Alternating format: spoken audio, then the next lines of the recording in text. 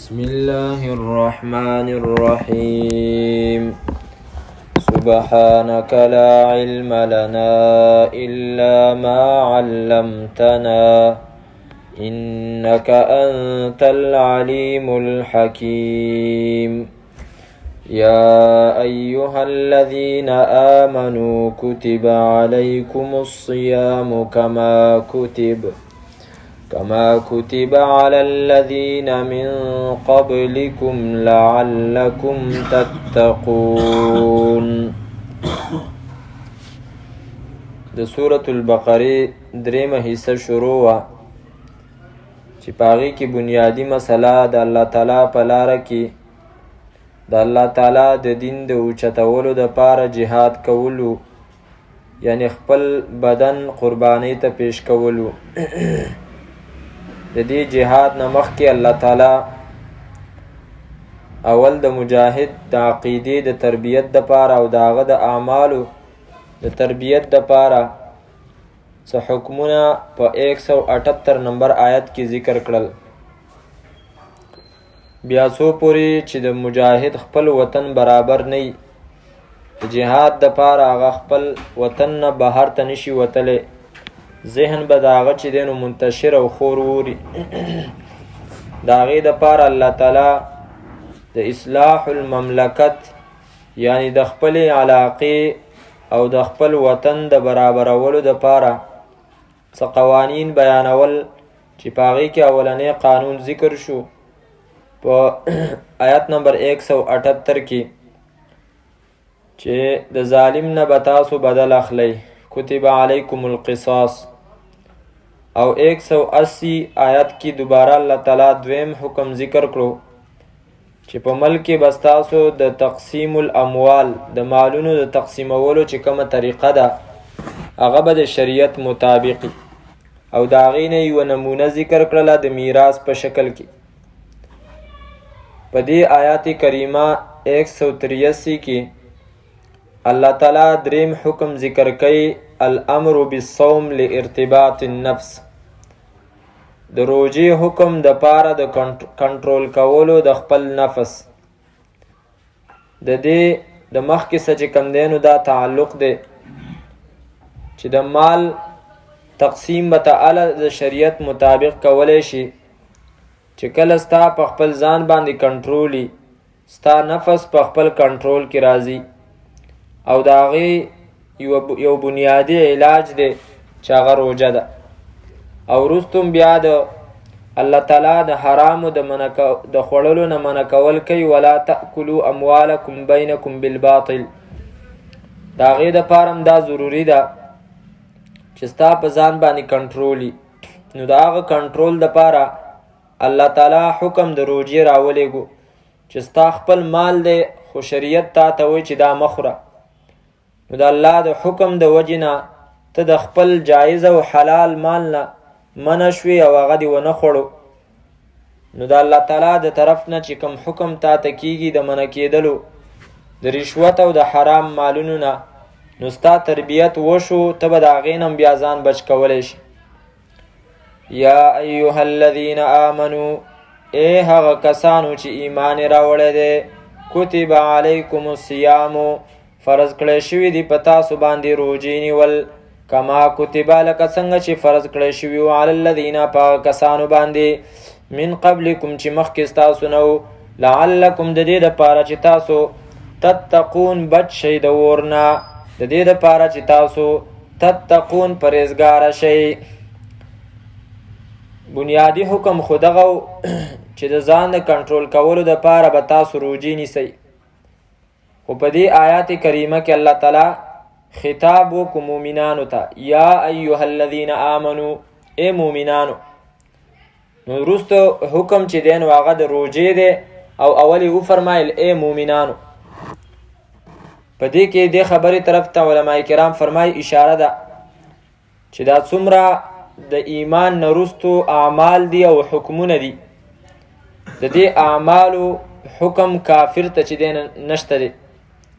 چې چا کلمه نه ویلې او د هغه عقیده نه برابره شوي، نو هغه ته د منځونو حکمونه دغه رنګې د روژې حکمونه، دغه رنګې د نورو عبادتونو حج زکات وغیره د هغې حکمونه نشته دي، ځکه چې هغه به د شریعت مخاطب اله جوړیږي چې کله هغه عقیده برابره کړي. نو دغه د روژې وغیره حکمونه دا کافر ته چې دی نو نشته دي. البته په آخرت کې چې څومره روژې یو مسلمان نیولي دي یا د یو کافر په ژوند کې څومره روژې او څومره منځونه په هغه باندې راتلل او هغه د ایمان د نشوالي د وجې نه هغه نه دي کړي، نو آخرت کې به په هر منځ پرېښودلو باندې او دغه رنګې د هرې روژې په ماتولو باندې هغه ته سزا ورکړی کېږي. او دا چې دی نو د کافر دپاره هم دی او د مؤمن دپاره هم دی. البته د مؤمن دپاره بیا چې دی نو اختیار دی، د الله تعالی خوښه ده، که معافې کړو نو دا د هغه په هغه باندې فضل دی او مهرباني ده. خو دا هم کولی شي چې الله تعالی هغه د دغه مانځه د وجې نه یا د بل عبادت د پرېښستو د وجې نه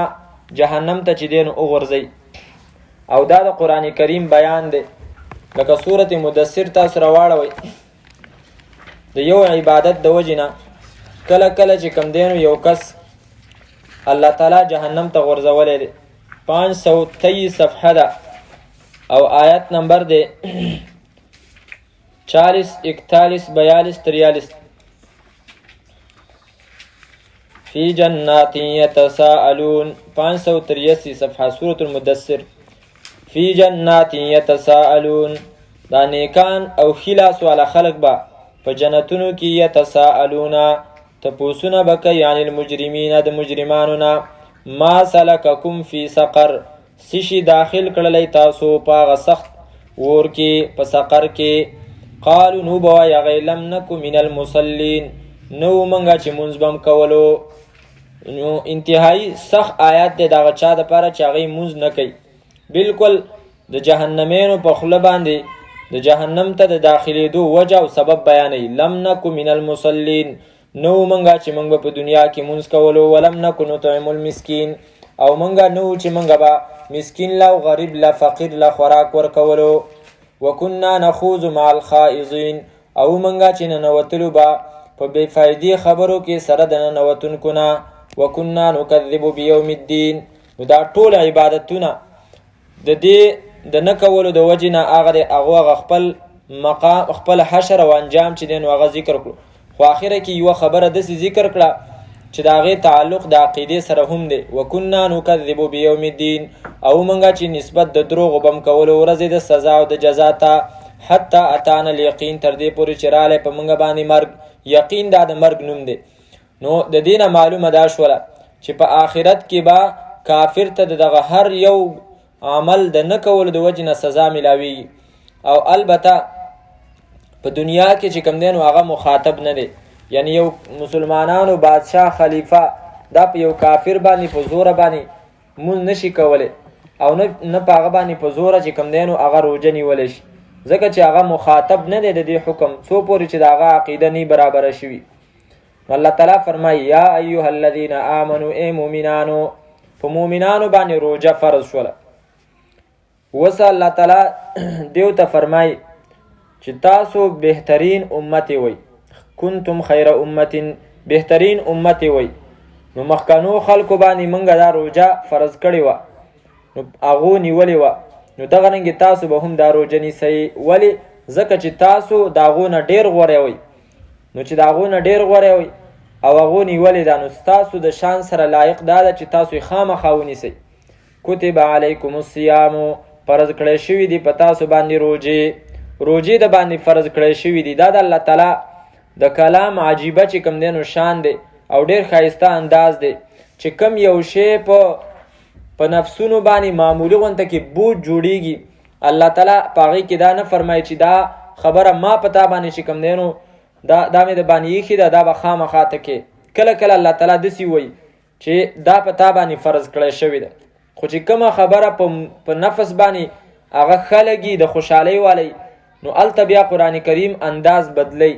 لکه دلته یې ویلي کتب علیکم الصیام، په تاسو باندې روژې فرض کړی شوي دي. داسې ونه ویلې ما د باندې روژه فرض کړي.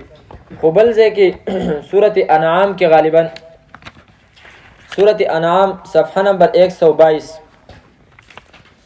او آیات نمبر 54 وَإِذَا جَاءَكَ الَّذِينَ يُؤْمِنُونَ بِآيَاتِنَا فَقُلْ سَلَامٌ عَلَيْكُمْ او کله چې راشي تا ته پیغمبر هغه کسان چې ایمان راوړي بآیاتنا پایتونو زمونږ باندې فقل پس وایت سلام علیکم سلام دی پتا سو باندې دلته چې ورسیږي بیا به دی هغه وجه ذکر کو چیرې سلام خو به کس کوي چې څوک راځي مجلس ته نبی علیہ الصلوۃ والسلام ته الله تعالی فرمایي چې ستا خواله کله راشي نو ته سلام ویوه نو د دې سلام علما کرام فرمایي چې سلام مختلف قسمونه دي او دا سلام چې کوم دی نو هغه د خوش آمدید یا د ویلکم یا په خیر رالی هغه سلام په انداز کې چې کوم دی نو دا به ورته وي کتب ربکم لیکلی دی رب ستاسو علی نفسه په خپل ځان باندې الرحمت مهربانی کول رحمت کول اوس وګوره رحمت کول دا الله په ځان باندې لیکلی دی چې زه به په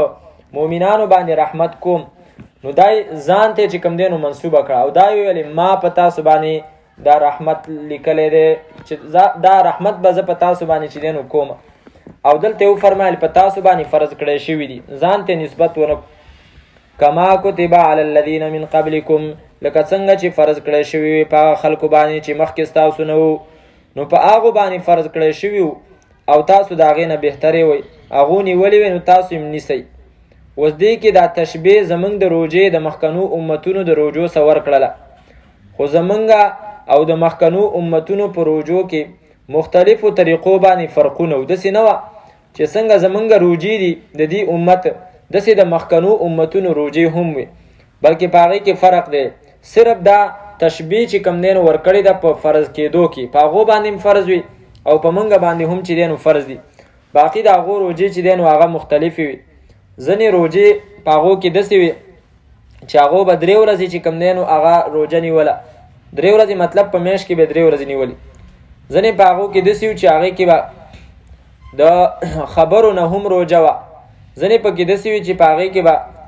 د پخ کړی شوي چې کوم په اور باندې پخ کړی شوی خوراک د هغې نه به روژه وه او د خبرو روژه خو چې دی نو قرآن کریم کې ذکر ده انی نظرت للرحمن صوما فلن اکلم اليوم انسیا زه به چې دی نو خبرې نه کوم د چا سره او زمونږ روژه چې کوم دی نو هغه ویلی کېږي ځان بندول دا هغه 3 شیونو نه چې هغه روژه ماتوي چې هغه خوراک دی اسکاک دی او شهوت پوره کول دی او د هغې سره لازمي خبره چې کوم دی نو هغه نیت دی او نیت هم د کم وخت نه د سحر د راختلو نه تر د نور د پریوتو پورې دا په نیت د عبادت باندې ځان د دغه 3 شیونو نه منع کول دې ته چې دی نو روژه ویلی کېږي او حکمت یې څه دی الله فرمایي لعلکم تتقون د دې دپاره چې تاسو پرهیزګاره شئ دا په روژه کې الله تعالی خصوصي هغه یوه اهمه خبره ایښې ده لکه څنګه چې په مانځه کې ده بار بار موږ آیت راړولی ان الصلاة تنهى عن الفحشاء والمنکر چې هغه د بې حیایي نه سړی چې دی نو منع کوي نو دغه رنګې په روژه کې هم دا حکمت دی بلکې روژې ته علما کرام فرمایي تدبر الآیات یو تفسیر دی هغه لیکي چې رمضان مدرسة التقوى رمضان المبارک چې کوم دی نو دا د تقوا مدرسه ده ځکه چې په اول سر کې الله تعالی فرمایي لعلکم تتقون د دې دپاره چې تاسو پرهیزګاره شئ او چې کله د روژې خبره ذکر کوي ختمی په 187 آیات آخره کې الله تعالی فرمایي کذلک یبین الله آیاته للناس لعلهم یتقون د دې دپاره چې دی پرهیزګاره شي نو په دې سره چې کوم دی نو انسان پرهیزګاره کیږي او حدیث مبارک کې راځي یا معاشر الشباب من استطاع منکم الباءة فلیتزوج ای د ځوانانو ډلې په تاسو کې چې څوک د نکاح د ضرورتونو او د خرچې طاقت لري نو هغه د نکاح وکړي هغه د واده وکړي فلیتزوج ومن لم یستطع فعلیه بالصوم او چې څوک طاقت نه لري نو هغه د روژې نیسي فانه له وجاء ځکه چې دا د هغه د حفاظت ذریعه ده نو په دې سره تقوا راځي پرهیزګاري راځي خېټم چې دی نو د حرامو نه بچ کېږي ایام معدودات ورځې دي شمار کړی شوې یو څو ورځې دي د شمار په دې کې مسلمانانو ته چې دی نو تسلي ده چې داسې نه چې ډېرې ورځې دي او ډېر وخت دی او تاسو به په هغې کې چې کوم دی نو وکړئږي نه بس یو څو ورځې دي د شمار او هغه د شمار ورځې څو دي هغه یا 30 ورځې دي او یا 29 ورځې دي خو نبی علیه صلات وسلام دا آیات کې دا الله تعالی ونه فرمایي چې شهرن کاملا یوه میاشت چې کوم دی نو هغه پوره ده، ځکه چې میاشت کله کله بدلیږي. حدیث مبارک کې راځي نبی صلی الله علیه وسلم او فرمایل الشهر هاکذا نو 30 چې کوم دی نو هغه پوره کړي، او بیا په دویم ځلې او فرمایل الشهر هاکذا او یوه ګوتې چې دی نو ته بنده کړله. نو مطلب دا دی چې 29 دي. نو دا کله کله چې کوم دی نو هغه میاشت بدلیږي را بدلیږي. د مسلمانانو د میاشتې چې کوم حساب دی هغه الله تعالی په ظاهري شیونو باندې ایښی دی، نور راختل او نور پرېوتل. دغه رنګې سپوږمۍ چې کوم دی نو ښکاره کېدل او سپوږمۍ پټېدل، چې په دې باندې د ښار اوسېدونکی حساب والا ریاضۍ والا هغه هم پې پوهېږي، او د یو بانډې والا بانډچې هغه هم په دې باندې پوهېږي چې میاشت نوې شوله یا میاشت چې کوم دی نو په ختمېدو ده. الله تعالی فرمایي ایام معدودات، ورځې دي شمار کړی شوې، د شمار ګنتی کې چند دن، د شمار یو څو ورځې دي. فمن کان منکم مریضا، خو داسې هم نه ده چې الله وایي ما په تاسو روژه لازمه کړله. اوس که ته مرې او که چوې او ته چې کوم دی نو که په سفر باندې او که هر څنګه ته به خامخا چې کوم دی نو دا نیسي. نه الله تعالی فرمایي ستاسو دپاره مې پکې اسانیم پیدا کړې ده او رخصت هم پکې شته دی. هغه رخصت دا دی فمن کان پس هغه څوک چې منکم ستاسو نه مریضن ناجوړه بیمار او علی سفرین یا په سفر باندې فعدتن پس پوره کول د شمار دی من ایام اخرى د ورځو نورونه. یو کس دی او هغه بیمار دی نو د هغه دپاره د روژې د ماتولو اجازت شته دی. خو بیماری څومره ده؟ علما کرام فرمایي یا بیماری داسې ده چې که چېرته دا سړی روژه ونیسي نو د ده د هلاکت خطره ده. دا چې کوم دی نو خرابېږي هلاکت خطرې ده، نو د ده دپاره د روژې ماتولو چې کوم دی نو اجازت دی. یا دا دومره بیمار دی چې د ده دا که روژه ونه نیسي نو د ده بیماری په 2 ورځو کې چې دی نو ښه کېږي، او که چېرته دا روژه ونیسي نو د ده بیماری مثلا هفتې ته رسېږي، زیادت د مرضي د روژې د نیولو د وجې نه، نو دې کس ته بیا چې کوم دی نو اجازت دی چې ته دا روژه ماته کړه. یا یو ډاکټر هغه ته وویلې چې هغه ډاکټر په شرع برابر او هغه سره د مانځه او د روژې اهمیت وو. داسې نه چې داسې ډاکټر و چې نه په خپله باندې مونځ او روژه چې کوم دی نو د هغې خیال ساتي، او هغه یو کس ته وویلې چې ته ناجوړی او ته چې کوم دی نو روژه مه نیسه، نو د هغه خبره به معتبره نه وي، ځکه چې د هغه سره په خپله د دې خیال نشته دی. نو هغه به د معمولي سر درد د وجې نه هم چې کوم دی نو هغه ته دا ووایي چې ته روژه ماته کړه. نو دې وجې نه یوازې د ډاکټر خبره به نه منلی کېږي څو پورې چې هغه په شرع برابر نه وي. او که چېرته داسې وه چې هغه ډاکټر په شرع برابر نه و نو بیا به د هغه د خبرې سره د مفتي خبره یو ځای کېږي چې هغه مفتي ته خپل حالت بیان کړي چې زه داسې یم، آیا زه روژه چې دی نو خوړلی شم او که نه. او دې کس روژه وخوړله نو دا په ده باندې دغه ورته اختیار و، خو البته وروسته به دا پوره کوي. او علی سفرین یا په سفر باندې نو مسافر تم د روژې د خوړلو اجازت شو، خو د سفر یو خاص مقدار شریعت چې دی نو هغه مقرر کړی دی. په اولو ورځو د اسلام کې یا مخکې زمانه کې خلکو به چې کوم دی نو پیدل سفرې کولې یا په اوښانو باندې، نو هغې کې به چې دی نو د ورځې به چې کله هغه په سفر باندې ووتل نو هغو به د ماسپښیمه پورې مزل وکړو یا پیدل یا په سورلو باندې په اوښانو وغیره باندې، بیا به ماسپښیم چې دی نو پړاو واچولو او هلته به یې شپه تېروله. نو په دې طریقې سره علما کرام فرمایي چې 3 منزل نو یو منزل چې هغه د 1 ورځې د ماسپښیمه پورې مزل وکړو، 2 ورځې د سار نه د ماسپښیمه پورې، او 3 ورځې د سار نه د ماسپښیمه پورې 3 منزله 3 پړاوه. نو دې سړي ته د روژې د ماتولو اجازت دی، دا په سفر باندې دی. وروستو بیا علما کرام د میلونو په حساب باندې هغو حساب وکړو 48 میله، او زمونږ د نن سبا کیلومیټر په حساب باندې 77.4 کیلومیټره چې کوم دی نو هغه جوړیږي، او احتیاطاً علما کرام 78 کیلومیټره چې کوم دی نو هغه حسابوي چې په داسې سفر باندې یو کس وتلی دی او هغه ته بیا سفر کې مشقت دی، نو هغه له پکار او هغه روژه نیولو کې چې کوم دی نو هغه ته تکلیف دی، نو بیا هغه روژه ماتولی شي. یو حدیث کې راځي نبی علیه الصلاة والسلام په سفر باندې وتلی و جهاد دپاره. یو ځای کې خلک چې دی نو راټول دي، یو کس پروت دی او نبی صلی الله علیه وسلم تپوس وکړو چې دا ولې؟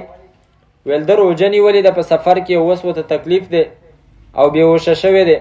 نو نبی صلی الله علیه وسلم وفرمایل لیس من البر الصیام فی السفر، دا چې کوم دی نو نیکي نه ده چې ته په سفر کې روژه ونیسي، خو دا هغه کس دپاره چې کوم یو کس د روژې د وجې نه په سفر کې دې حالت ته ورسېدو چې هغه بېخوده شو، بېهوشه شو. او باقي چې کوم یو کس داسې دی چې هغه په سفر کې روژه نیولی شي، برداشت یې شته دی، نو میاشت د روژې ده، هر طرف ته چې کوم دی نو خلک روژه دي، نو ته بیا روژه ونیسه. او دا ستا دپاره روژه نیول چې کوم دی نو هغې کې بیا خیر دی. وروستو الله تعالی فرمایي البته که چېرته سفر د سهولت والا او بیا هم یو کس چې کوم دی نو هغه روژه ماته کړله په دغه سفر کې، نو بیا ورته چې کوم دی نو ګناهګار نه دی، بیا مو ته اجازت دی. اگر چې سفر ښه د پرسکون دی او هغه ته به کې څه تکلیف نشته، خو دې خبرې ته شریعت نه ګوري. شریعت حکم په ظاهري سبب باندې لګوي، او ظاهري سبب دلته چې دی نو هغه سفر دی 78 کیلومتره چې سړی روان شي، نو هغه ظاهري سبب دکې چې دی نو موجود دی، لهذا ګناهګار نه دی. خو بیا هم شریعت دته وایي چې روژه دله نیول چې کوم دی نو هغه بهتر دی. وروستو بیا یا نیولی شي یا نه، داسې ماحول به تنی چې څنګه اوس دی. او علی سفرین یا په سفر باندې او دې دواړو روژه ماته کړه، فعدة من ایام اخر، پس پوره کول د شمار دي د ورځو نورو نه. وعلى الذین، او په هغه کسانو باندې یطیقونه چې طاقت لري د دې روژې، فدیة فدیه ده، طعام مسکین یعنی خوراک د مسکین دی. په دې آیات کریمه کې علما کرامو ډیر بحث کړی دی چې د دې مطلب څه دی، مقصد یې څه دی. یو مقصد به موږ بیان کو، د هغې مطابق شاه ولی الله رحمه الله تعالی فرمایي چې دا آیت منسوخ دی. لکه مخکې موږ ویلو قرآن کریم کې ځینې آیتونه چې دی نو هغه منسوخ شوي دي، نو په هغې کې یو دا آیت هم دی. یو آیت مخکې موږ ویلو 180 آیت کې موږ یو توجیه کړې وه، او دا هغې مطابق هغه آیت منسوخ. د دې آیت چې دا معنا وشي وعلى الذین، او په کسانو باندې یطیقونه چې طاقت لري د دې روژې، فدیة فدیه ورکول دی، طعام مسکین خوراک د مسکین ته، یعنی خوراک د مسکین. نو د دې ظاهري مقصد دا شو چې یو کس دی او هغه د روژې د نیولو طاقت لري، نو بیا هم هغه له چې کوم دی نو دا اختیار دی، که روژه دې ماته کړله نو مسکین له چې کوم دی نو فدیه ورکړه. حالانکه اوس خو چې کوم دی نو هیڅ چا له د دې اختیار نشته دی چې هغه د روژې طاقت لري او هغه بیا روژه ماته کړي، دا اختیار وله نشته دی.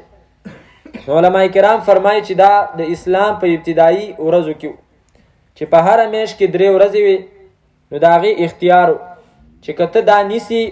او که ته دا ماته، خو د هغې په ځای باندې به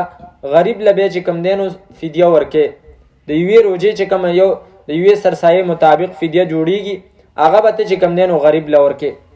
دا په ابتدا د اسلام کې و. خو وروستو بیا چې کله دا آیت رالی شهر رمضان الذي انزل فيه القرآن فمن شهد منکم الشهر فلیصمه، نو الته الله تعالی خبره چې کوم دی نو بالکل مطلقه ذکر کړه، او وی فرمایي چې څوک دې میاشتې ته حاضر شو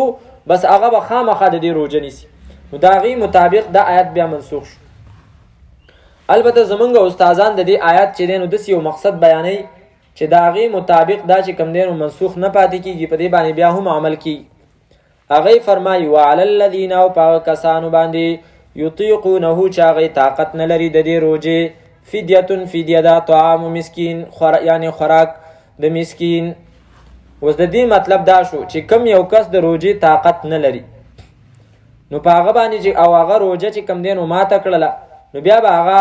د روژې فدیه به ورکوي مسکین ته. اوس د دې آیت مخکې موږ معنا بدله کړې وه، اوس هم معنا بدله وکړه. په دې باندې تاسو چې کم دی نو دا د ګرایمرو خبرې دي، قاري صاحب چې کوم دی نو هغه په دې باندې پوهېږي. علما کرام فرمایي دا خبره صرف تاسو واورئ، کېدای شي ذهن ته م رانشي. یطیقونه دا باب افعال دی، او باب افعال کې چې کومه حمزه راځي اطاق یطیق اطاقتا، نو دا حمزه د پاره د سلب المأخذي، نو ماخذ د دې چې کوم دی نو هغه طاقت دی، او حمزه چې کوم دی نو دغه طاقت سلب کو هغې ته راویستو. نو مطلب دا دی چې هغه خلک چې هغې طاقت نه لري یعنی لا یطیقون. د دې مطابق بیا چې کوم دی نو دا آیت منسوخ نه دی او دا د هغه کس په باره کې دی چې هغه مکمل چې کوم دی نو بوډا دی او هغه د روجې د نیولو طاقت نشي لرلی نو او هغه روجه ماته کړله وروستو چې کوم دی نو بیا هغه روجه نیولی هم نشي. لکه مثلا یو خو داسې مریض دی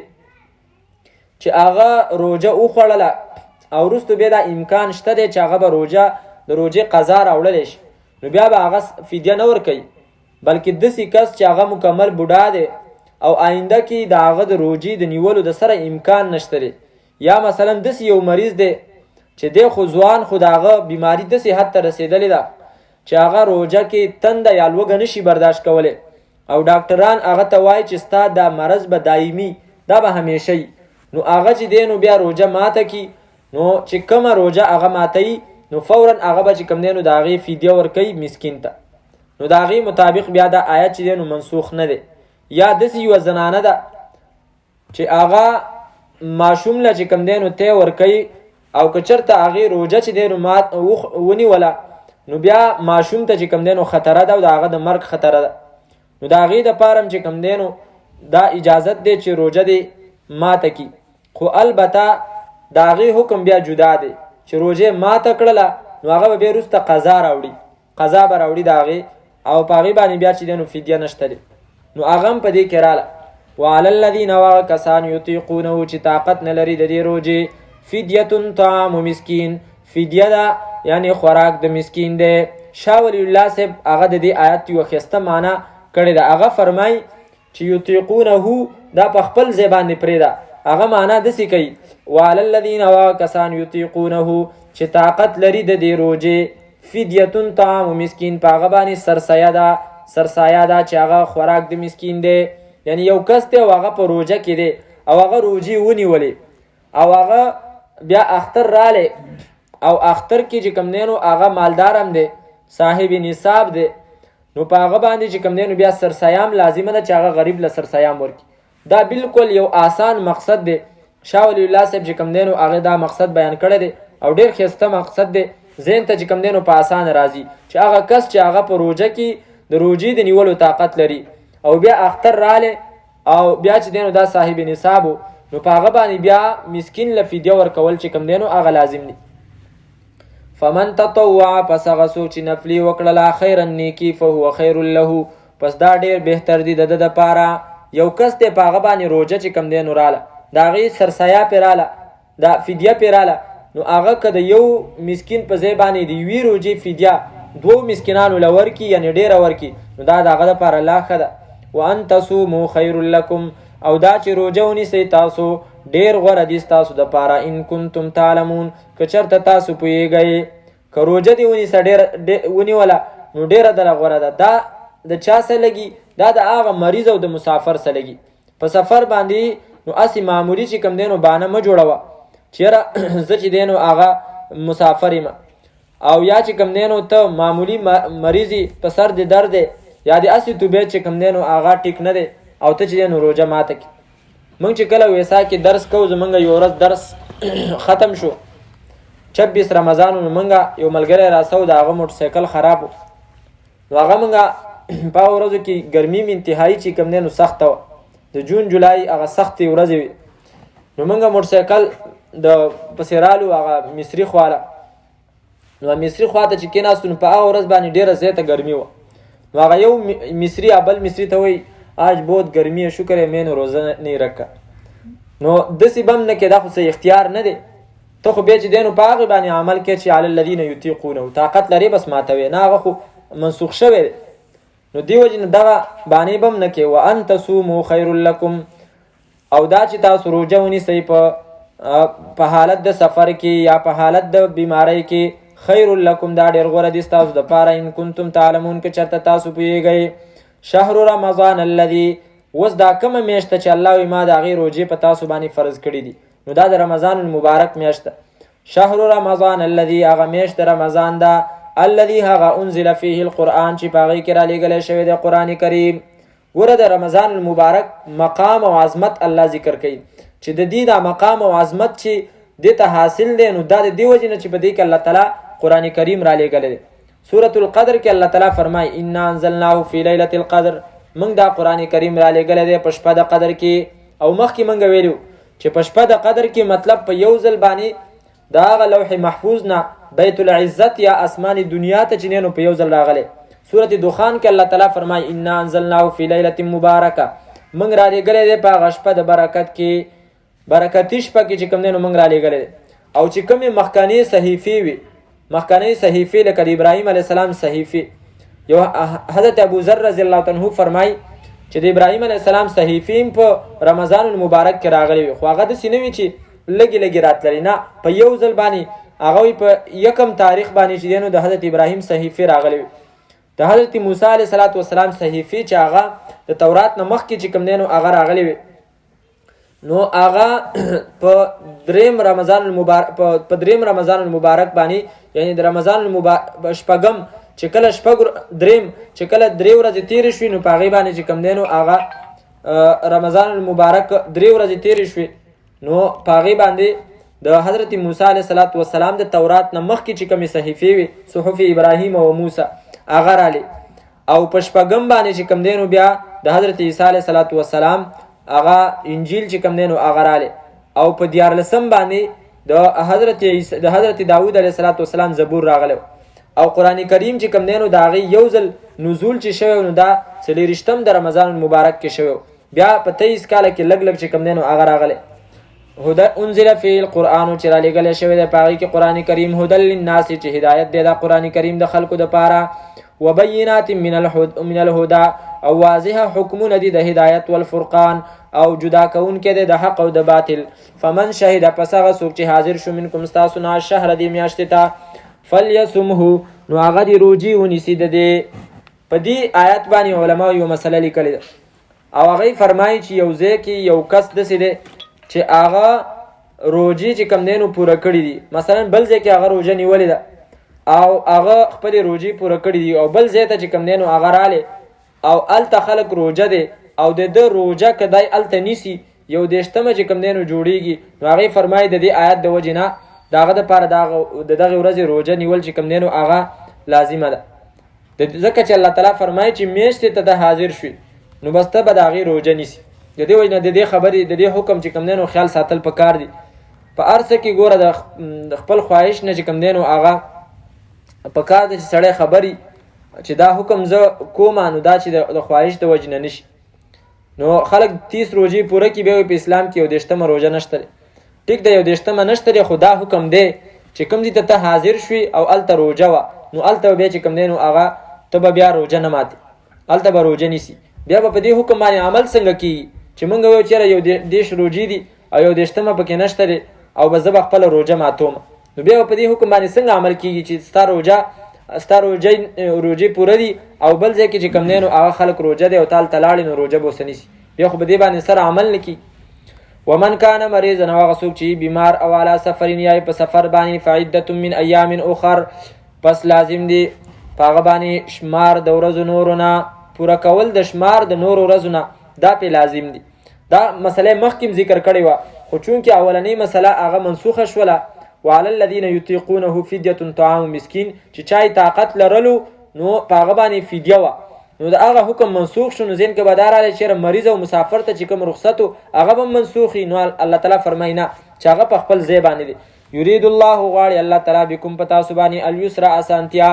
اراده کوي الله تعالی په تاسو باندې اليسر د اسانتیا، ولا یرید او اراده نه کوي بکم په تاسو باندې العسر د تنگسیا،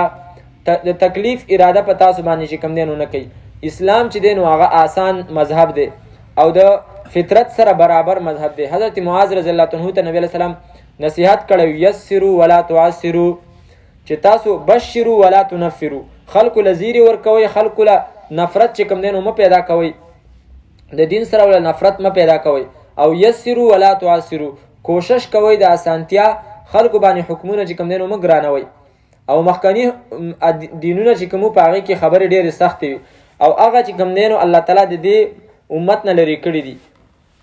والاغلال التي كانت عليهم، هغه بوجونه چې کوم په هغه مخکنو امتونو هغه الله تعالی د دې امت نه لرې کړه. ځکه خو الله موږ ته هغه دعا راوښوده ربنا ولا تحمل علينا اسرا كما حملته على الذين من قبلنا، په مخکنو خلکو چې کوم تکلیفونه ایښي او سخت حکمونه وي الله هغه په موږ باندې مږده.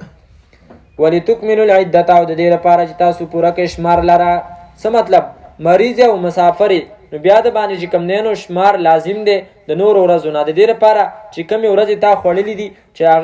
هغه شمار پوره کړي. ولتکبروا الله او د دې لپاره چې تاسو لوی بیان کړئ د الله تعالی علی ما په هغه څه باندې په هغه طریقه باندې هداکم چې ښودنه کړې د تاسو ته. شاه ولی الله صاحب فرمایي چې ولتکبروا الله علی ما هداکم د دې نه مراد هغه تکبیرونه د اختر دي. نو هغه خبره چې کوم دی نو په ترتیب باندې راوستله چې اول روژه ده، بیا چې اختر راغلی نو د هغې سرسایه ده، بیا د اختر په ورځ باندې تکبیرات دي. نو هغه فرمایي د دې نه مراد چې کوم دی نو د تکبیرات د اختر دي. خو یوه خبره الله تعالی ذکر کړه چې تاسو تکبیرونه بیان کوئ، لوی بیانه کوئ د الله تعالی په هغه طریقه چې تاسو دې ښودنه کړې ده. د افضل خان شاپور شیخ صاحب هغه فرمایي د دې آیت د لاندې لیکلي چې معلومه شوله چې ذکر اذکار تکبیرونه چې څومره دي دا به د شریعت مطابق وي. که د ځان نه دي وویلې او په هغې کې د طریقې اختیار کړي نو دا بدعت جوړېږي. ځکه الله تعالی وفرمایل چې تاسو بډایي د الله بیان کوي په هغه طریقه چې تاسو ته چې دی نو ښودنه کړې ده. ولعلکم تشکرون او د دې لپاره چې تاسو شکر وباسئ. لعلکم تشکرون دا ولګو د هغه یرید الله بکم اليسر ولا یرید بکم العسر څخه چې الله تعالی په تاسو باندې اراده د اسانۍ کوي او د ګرانۍ اراده د باندې نه کوي، د دې لپاره چې تاسو د الله تعالی شکریه ادا کړئ. یا ایها الذین آمنوا ای مؤمنانو کتب علیکم الصیام فرض کړی شوي دي په تاسو باندې روژې کما کتب لکه څنګه چې فرض کړی شوي وي علی الذین په هغه کسانو باندې من قبلکم چې مخکې ستاسو نه وو لعلکم د دې لپاره چې تاسو تتقون پرهیزګاره شئ. ایاما معدودات یو څو ورځې دي د شمار. فمن کان پس هغه څوک چې منکم ستاسو نه مریضن بیمار او علی سفرین یا په سفر باندې فعدة من ایام پس پوره کول د شمار دی من ایام اخرى د نورو ورځونه. وعلى الذین او په کسانو باندې یطیقونه چې طاقت نه لري د روژې فدیه ده طعام مسکین چې خوراک د مسکین دی. فمن تطوع پس هغه څوک چې نفلي وکړل خیرا نیکي فهو خیر له پس دا ډیره غوره ده د ده دپاره. وان تصوموا او دا چې تاسو روژه ونیسئ خیر لکم ډیره غوره ده ستاسو دپاره، ډیر غوره دي ستاسو دپاره ان کنتم تعلمون که چېرته تاسو پوهیږئ. شهر رمضان الذي میاشت د رمضان هغه ده انزل چې رالیږلی شوی دی فیه په هغې کې القرآن قرآن کریم هدن چې هدایت دی للناس دپاره د خلکو وبینات او واضحه حکمونه دي من الهدا د هدایت والفرقان او جدا کوونکې د حق او د باطل دی. فمن شهده پس هغه څوک چې حاضر شو منکم ستاسو نه الشهر دې میاشتې ته فلیصمه پس روژې دې ونیسي د دې. ومن کان هغه څوک چې مریضن بیمار او علی سفرین یا په سفر باندې فعدة من ایام پس پوره کول د شمار دي د ورځو من ایام اخرى د ورځو نورو نه. یرید الله اراده کوي الله تعالی بکم په تاسو باندې اليسر د اسانۍ ولا یرید او اراده نه کوي بکم په تاسو باندې العسر د ګرانۍ. ولتکملوا العدة او د دې لپاره چې تاسو پوره کړئ شمار. ولتکبروا الله او د دې لپاره چې تاسو لوی بیانه کړئ د الله تعالی علی ما په هغه طریقه باندې هداکم چې ښودنه یې کړې ده تاسو ته. ولعلکم تشکرون او د دې لپاره چې تاسو شکریه ادا کړئ. الحمد لله رب العالمين والعاقبة للمتقين والصلاة والسلام على نبينا محمد وآله وصحبه أجمعين. ربنا اغفر لنا ذنوبنا وكفر عنا سيئاتنا وتوفنا مع الأبرار. ربنا وآتنا ما وعدتنا على رسلك ولا تخزنا يوم القيامة إنك لا تخلف الميعاد. اللهم إنا نسألك من خير ما سألك منه نبيك محمد صلى الله عليه وسلم ونعوذ بك من شر ما استعاذك منه نبيك محمد صلى الله عليه وسلم. أنت المستعان وعليك البلاغ ولا حول ولا قوة إلا بالله العلي العظيم. وصلى الله تعالى على خير خلقه محمد وآله وصحبه أجمعين برحمتك يا